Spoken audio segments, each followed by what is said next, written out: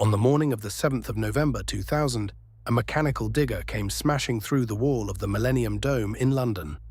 Inside, behind glass, sat the most valuable object ever put on public display, a collection of diamonds worth around £350 million, built around a single flawless stone called the Millennium Star.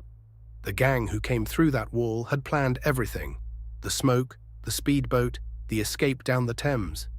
There was just one thing they didn't know. Every guard, every cleaner, every ordinary face around those diamonds was a police officer. And the diamonds weren't real. This is how the biggest robbery in British history was lost before it ever began. To understand the raid, you have to understand what was inside. For the Millennium Year, the diamond company De Beers had assembled the finest collection of gems it had ever shown in public, and put it on display in the money zone of the dome. At its center was the Millennium Star, a 203-carat diamond, internally flawless, cut over 3 years, and considered one of the most perfect gems on Earth. Around it sat 11 rare blue diamonds, together reportedly worth up to £350 million. No object like it had ever been left sitting behind a sheet of glass, open to the public day after day. To a certain kind of criminal, it was the ultimate target, a fortune you could see in a building anyone could walk into. All you had to do was reach it and get away. The men who decided to try were not amateurs. They were experienced armed robbers, suspected of a string of raids on armored vehicles, and they built a plan around speed and shock rather than stealth. They would ram a JCB digger straight through the dome's river wall. They would wear body armor and gas masks. Smoke grenades would blind the cameras and the crowd.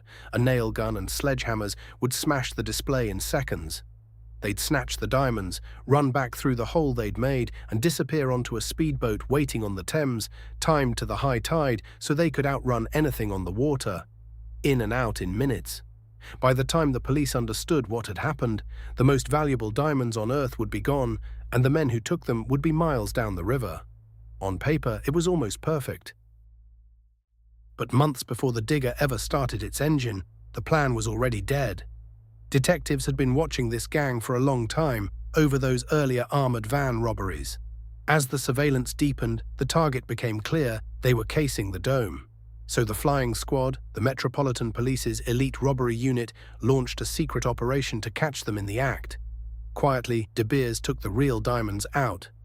In their place went replicas, same size, same cut, the same impossible sparkle, while the genuine stones were locked away somewhere safe.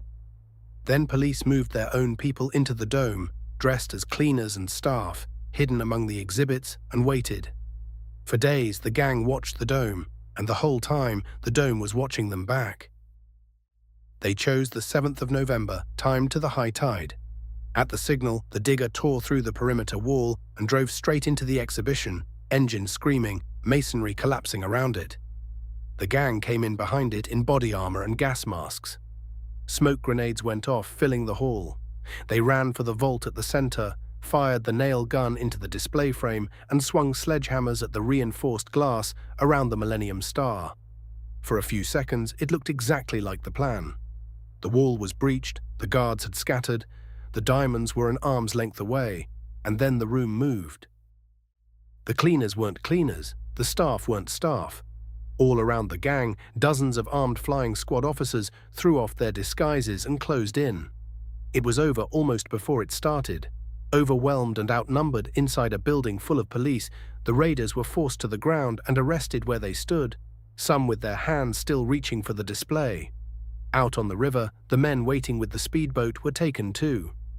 Not a shot was fired, and the diamonds they had smashed through a wall to reach, risked everything for, were worthless lumps of polished glass. The real ones had never been in the room. At trial, there was almost nothing to argue about. The police had watched the plan form, swapped the target, and caught the gang mid-raid, one of the most complete stings in British criminal history.